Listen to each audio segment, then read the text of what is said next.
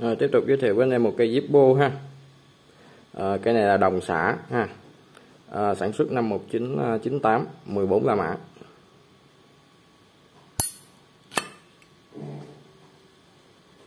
Đấy, gục 14 la mã. Cái này thì qua sử dụng rồi ha, qua sử dụng rồi.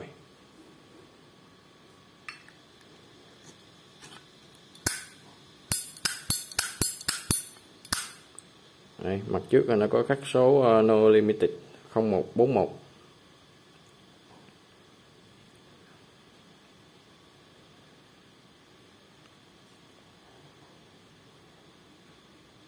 Anh em xem tổng quan ha.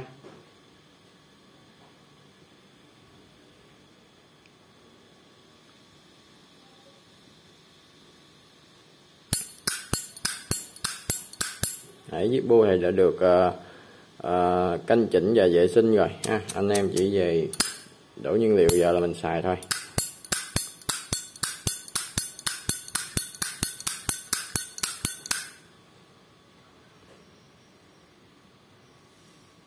Rồi, ok anh em, cái này là 700 ha, 700.